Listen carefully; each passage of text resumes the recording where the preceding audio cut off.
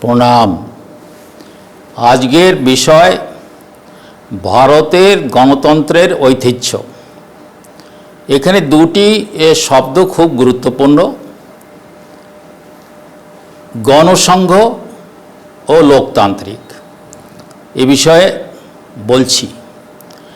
16 মহাজনপদের মধ্যে বজ্জি, মাল্লা ও অঙ্গ তিনটি বৃহৎ গণসংঘ, শাক্য ও কলিয়া ছোট গণসংঘ। এই শাক্য গণসংঘে গৌতম বুদ্ধের প্রথম জীবন কাটে। ওই সময় বৈশালী একটি গণসংঘ। তখন গণতন্ত্র কথাটি প্রচলিত হয়নি। গণ অর্থাৎ আদিম নিবাসী, সভা অথবা রাজ্য। এবার আসি ডেমোক্রেটিক কথাটাতে। ডেমোক্রেটিক এর অর্থ হলো লোকতান্ত্রিক। রেফারেন্সটা দিচ্ছি, legal glossary, government of India, 1992, page 94। অতএব আমরা যেভাবে সাধারণভাবে বলি গণতান্ত্রিক, কিন্তু সেটা কথাটা নয়, আসলে কথাটা লোকতান্ত্রিক। এইবার হচ্ছে রিপাবলিক অফ ইন্ডিয়া। এর অর্থ ভারত গণরাজ্য। আর একবার বলি, রিপাবলিক অফ ইন্ডিয়া এর অর্থ ভারত গণরাজ্য। রেফারেন্স দিচ্ছি, legal glossary, government of India, 1992, page 290। এবার আম্বেদকরকে আবার নিয়ে আসছি। আম্বেদকর সংবিধান যখন গণপরিষদে গৃহীত করাতে পারলেন, তখন আম্বেদকর বলে উঠলেন, আমার আরও কিছু বলার আছে। কথাটি আর একবার বলি, আমাদের সংবিধান যখন গণপরিষদে গৃহীত হয়ে গেল, তখন আম্বেদকর বলে উঠলেন, আমার আরও কিছু বলার আছে। তিনি বলেন, আমাদের অন্য দেশ থেকে গণতন্ত্র আমদানি করতে হবে না। যদিও সারা পৃথিবীর নানা দেশ থেকে আমরা গণতন্ত্রের মূল্যবোধ সংগ্রহ করেছি। প্রাচীনকালে সারা ভারতবর্ষে অসংখ্য স্থানে আদিম নিবাসী গণতন্ত্র ছিল। ইংরেজি যাকে আমরা বলতে পারি ট্রাইবাল রিপাবলিকস। এইবার বজ্জিদের কথায় আসবো। বজ্জি, আম্বেদকরের এই কথা মনে পড়ে যাওয়ায় আমার মন চলে যায় বৈশালীতে। বৈশালী আমার যাওয়ার সুযোগ হয়েছিল। সেখানকার অশোক স্তম্ভ, জলাশয় ও স্তূপ দেখে অবাক হয়ে গেছি। সেখানে বসে বৈশালীর প্রাচীন গণতন্ত্রের কথা ভাবতে থাকলাম। বৈশালী ছিল লিচ্ছবি আদিম নিবাসীদের রাজধানী। বৈশালী ছিল পৃথিবীর মধ্যে একটি আদিম গণতন্ত্র বা গণসংঘ। তখনকার দিনের কথায় বলতে হবে গণসংঘ।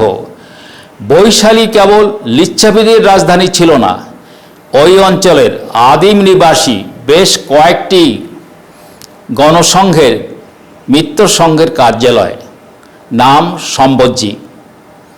বজ্জিদের গণতন্ত্র ছিল গঙ্গার উত্তরে, বৈশালীর পূর্বে ও পাটালিপুত্রের মগধের উত্তর পূর্বে বিস্তারিত এলাকা নিয়ে। এই বজ্জি আদিম নিবাসীরা সংখ্যায় পরিধি অতীতে বিখ্যাত ছিল।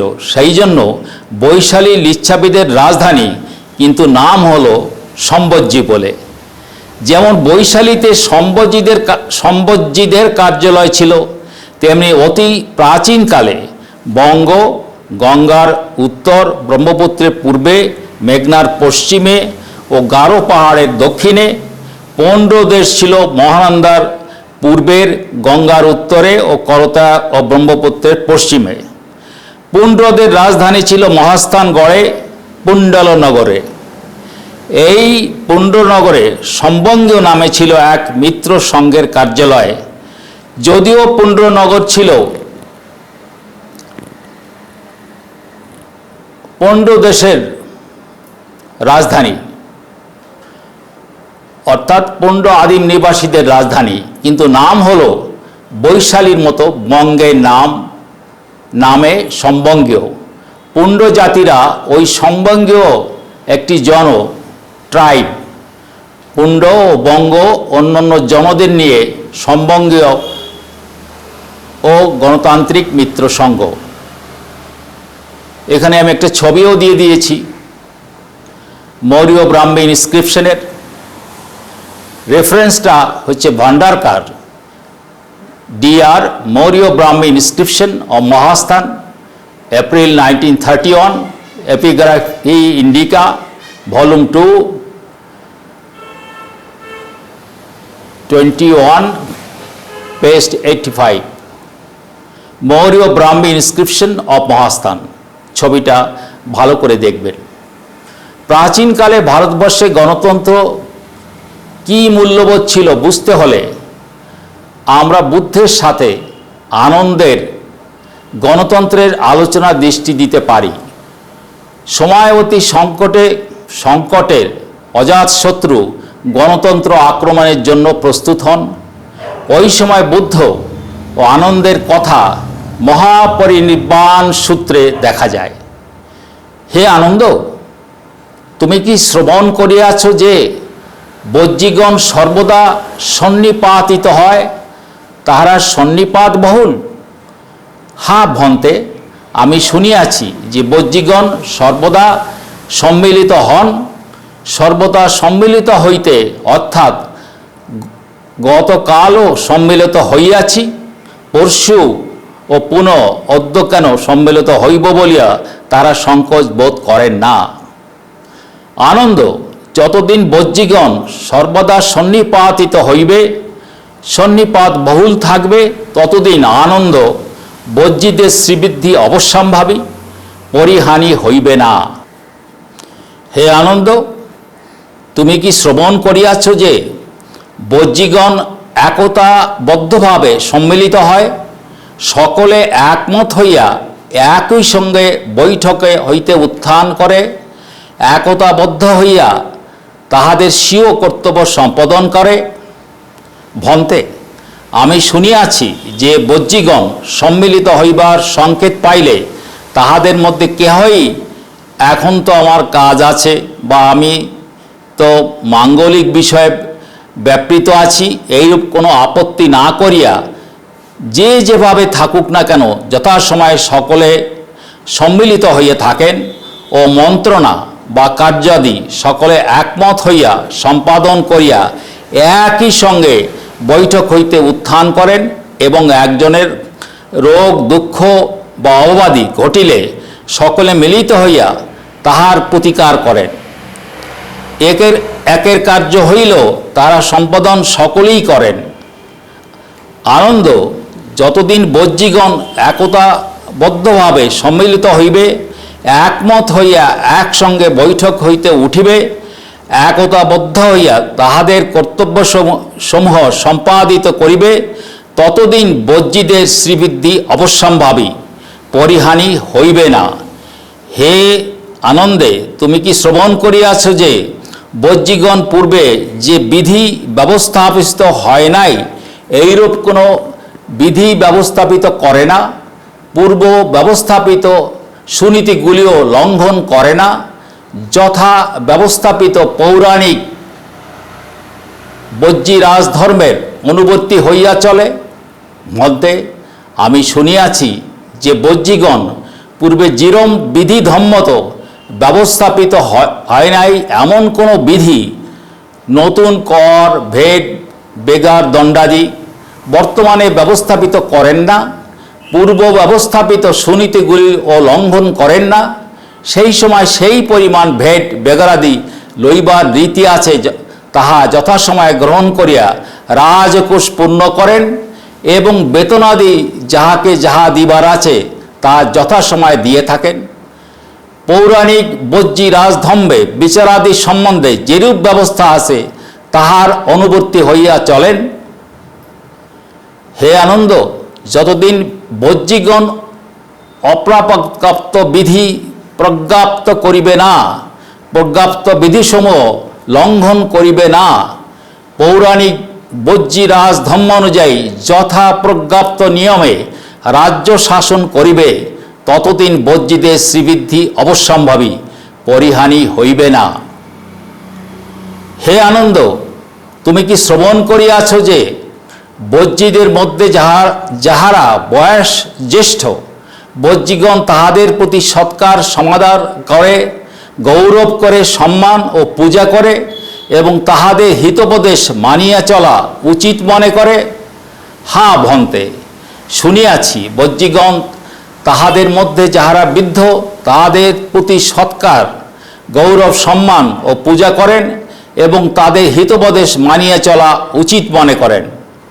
আনন্দ, যতদিন বজ্জীগণ বৃদ্ধ বজ্জীদের প্রতি সৎকার, গৌরব, সম্মান ও পূজা করিবে, তাহাদের হিতোপদেশ মানিয়া চলে উচিত মনে করিবে,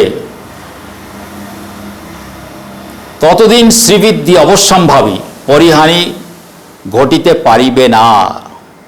হে আনন্দ, তুমি কি শ্রবণ করিয়াছ যে যাহারা কুলবধূ, কুলকুমারী বজ্জীগণ তাহাদিগকে বলপূর্বক ধরিয়া আনিয়া স্বীয় গৃহে বাস করে না, তাহাদিগের প্রতি বলাৎকার করে না?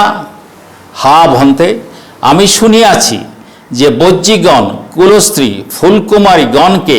কুমারীগণকে বলপূর্বক ধরিয়া আনিয়া স্বীয় গৃহে বাস করেন না, বলাৎকার করেন না। আনন্দ, যতদিন বজ্জীগণ কুলকুমারী দিগকে বলপূর্বক ধরিয়া আনিয়া স্বীয় গৃহে বাস করাবে না, তদ্দিন বজ্জীদের শ্রীবৃদ্ধি অবশ্যম্ভাবী, কখনো পরিহানি হইবে না। হে আনন্দ, তুমি কি শ্রবণ করিয়াছ যে বজ্জীদের তাহাদের স্বীয় নগরে ও বহিনগরে বজ্জী রাজাদের যে সকল চৈত্য আছে, তৎসমুদে সৎকার করে, গৌরব করে, সম্মান ও পূজা করে এবং যেই রাজস্ব দেবা সেবার্থে প্রদত্ত হইয়াছিল তা ফিরাইয়া লয় না ও পূর্বকৃত ধর্ম তো পূজার পরিহানি করে না? হা ভন্তে, আমি শুনিয়াছি যে বজ্জী রাজাগণ তাহাদের স্বীয় নগরে ও বহিনগরে বজ্জীদের যে সমুদায় চৈত্য আছে, তৎসমুদায়ের সৎকার, গৌরব, সম্মান ও পূজা যথাবিহিতভাবে করিয়া থাকেন এবং পূর্বে যে সমুদায় রাজস্ব দেব সেবার্থে প্রদত্ত হইয়াছে তা ফিরাইয়া লয় না বা পূর্বকৃত ধর্মত পূজার পরিহানি করেন না। আনন্দ, যতদিন বজ্জী রাজগণ তাহাদের স্বীয় নগরে ও বহিনগরে বজ্জীদের যে সমুদায় চৈত্য আছে, তৎসমুদায়ের যথাবিহিতভাবে সৎকার, গৌরব, সম্মান ও পূজা করিবে এবং পূর্বে যে সমুদায় রাজস্ব দেব সেবার্থে প্রদত্ত হইয়াছে তা ফিরাইয়া না লইবে বা পূর্বকৃত ধর্মত পূজার পরিহানি না করিবে, ততদিন বজ্জীদের শ্রীবুদ্ধি অবশ্যম্ভাবী, পরিহানি হইবে না। হে আনন্দ, তুমি কি শ্রবণ করিয়াছ যে বজ্জী রাজগণ অর্হৎগণের প্রতি ধর্মত রক্ষাবরণ গুপ্তির সুব্যবস্থা করিয়াছে, যাহাতে অনাগত অর্হৎগণ রাজ্যে আগমন করে ও আগত অর্হৎগণের সুখে বাস করিতে পারে? হা ভান্তে, আমি শুনিয়াছি যে বজ্জী রাজগণ অর্হৎগণের প্রতি ধর্মত রক্ষাবরণ গুপ্তির সুব্যবস্থা করিয়াছেন, যাহাতে অনাগত অর্হৎগণ রাজ্যে আগমন করেন এবং আগত অর্হৎগণ সুখে বাস করিতে পারেন। যতদিন বজ্জী রাজগণ অর্হৎগণের প্রতি ধর্মত রক্ষাবরণ গুপ্তি সুব্যবস্থা করিবে, যাহাতে অনাগত অর্হৎগণ স্বীয় রাজ্যে আগমন করে এবং অর্হৎগণ সুখে বাস করতে পারে, ততদিন বজ্জী রাজাদের শ্রীবৃদ্ধি অবশ্যম্ভাবী, কখনো পরিহানি হইতে পারিবে না। এবার আমি আমাদের ভারতবর্ষের গণসংঘের, তখনকার দিন গণসংঘ বলা হতো, এখন আমরা গণতন্ত্র বলি, কি মহান ঐতিহ্য ছিল তা সামান্য একটি উদাহরণ দেব। বৈশালীর একজন শাসক নভাগ, যার নাম, যিনি বৈশালী গণতন্ত্রের প্রথম যুগের একজন শাসক ছিলেন, তিনি খবর পান তার রাজ্যে মানুষের মানবাধিকার নিয়ে এক গোলমাল বেঁধেছে তিনি কোনো বিলম্ব না করে নিজের পথ ছেড়ে একজন সাধারণ কৃষক হয়ে যান, তাহলে বোঝা যায় প্রাচীন ভারতবর্ষে কেমন সাধারণ মানুষের কত ক্ষমতা ছিল। আমি আরেকবার বলি, বৈশালীর একজন শাসক নভাগ, যিনি বৈশালী গণতন্ত্রের প্রথম যুগের একজন শাসক ছিলেন, তিনি খবর পান তার রাজ্যে মানুষের মানবাধিকার নিয়ে এক গোলমাল বেঁধেছে। তিনি কোনো কালো বিলম্ব না করে নিজের পথ ছেড়ে একজন সাধারণ কৃষক হয়ে যান, তাহলে বোঝা যায় প্রাচীন ভারতবর্ষে সাধারণ মানুষের ক্ষমতা কত ছিল। আমি একটি ইংরেজি কোটেশন দেব টাইমস অফ ইন্ডিয়া থেকে। Quote, historical details depict that Nabhaga, one of the first rulers of Vaishali Ganatantra, the Republic of Vaishali, quit his throne over a dispute concerning human rights of his people and became a simple farmer. So lofty was the power of the common man in ancient India. Reference, Suniti Mishra @timesgroup.com, Times of India, 26 January 2016, page 16, unquote. Let me repeat, quote, historical details depict that Nabhaga, one of the first rulers of Vaishali Ganatantra, the Republic of Vaishali, quit his throne over a dispute concerning human rights of his people and become a simple farmer. So lofty was the power of the common man in ancient India, unquote. Suniti Mishra @timesgroup.com, Times of India, 26 January 2016, page 16, unquote. Pranam.